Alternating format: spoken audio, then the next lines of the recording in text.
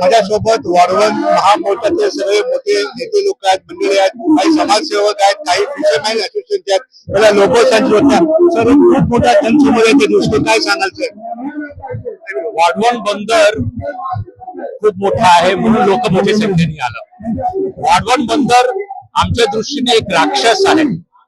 या राक्षसामुळे सर्व तिथलं जे मच्छीमार, तिथलं जे आदिवासी, तिथलं जे सर्व भूमिपुत्र जे आहेत त्यांच्या ते उद्ध्वस्त होणार आहे. आणि त्या राक्षसाच्या पोट्यात लहान लहान पिल्लू होणार आहे. एक पिल्लू आहे टेक्सटाईल पार्क, एक दुसरं पिल्लू आहे चौथी मुंबई, तिसरी पिल्लू आहे विमानतळ.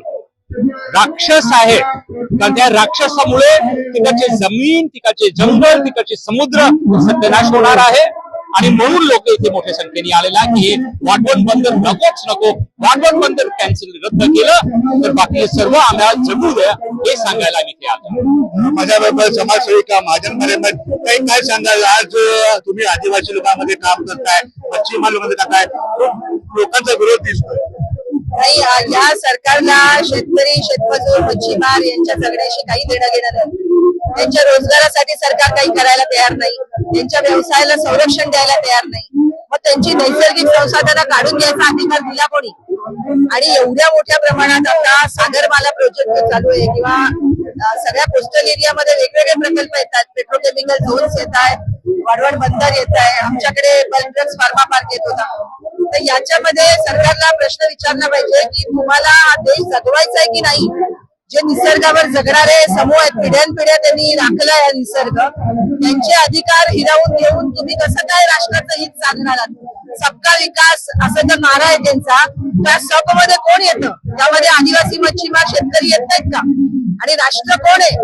हे कामगारांचं, शेतकऱ्यांचं राष्ट्र आहे. त्यांचं जर हित करायचं नसेल तर ते राष्ट्रहित नाही, हे बचावून सांगायला आज इथे एवढ्या मोठ्या संख्येने लोक आले. आणि त्यामुळे आज ही जी घोषणा, एकच जिद्द, वाढवण बंदर रद्द, त्याला दुसरा कोणताही पर्याय नाही. इथे लोक पैसे मागायला आलेले नाहीत, पुनर्वसन मागायला आलेले नाहीत. बंदर रद्द करा आणि आमचं आम्हाला जगू द्या, ही साधी मागणी. त्या मागणीला आमचा पाठिंबा. काय सांगाल, वाढवण बंदर अगर झालं तर कशा प्रकारे आपलं वेगळे नुकसान होईल ओव्हरऑल आपल्या महाराष्ट्रामध्ये किंवा मुंबईमध्ये? नाही, बंदर जेव्हा होईल ते ज्यांना दिलं जाईल त्यांचा समुद्र किनाऱ्यावर अधिकार तयार होईल. आणि आज जिथे जिथे बंदर झाली आहे तिथे दिसतंय, तिथे प्रदूषण वाढत आहे, तिथे मच्छीमारांचा अधिकार संपतो आहे आणि त्यांच्या जगण्यावर आक्रमण होत आहे. आणि एवढ्या मोठ्या बंदरातून तेच होणार आहे आणि ते भांडवलदारांसाठी त्यांचं हित होईल, पण सामान्य मच्छीमार कोळी समाजाचं अजिबात त्याच्यामध्ये हित नाही. माझ्यासोबत तांडेल काय सांगाल सर? हे बघा, वाढवण बंदर, त्याच्यामध्ये येणारे विनाशकारी प्रकल्प, त्याबरोबरच मुंबईमध्ये एक गोराईमध्ये खाऱ्या पाण्याचा गोडा पाणी करण्याचा प्रकल्प येतोय. आता एक सांगा की आपले नदी नाले एवढे आहेत, पाणी पाऊस एवढा पडतो ते तुम्ही साठवा ना.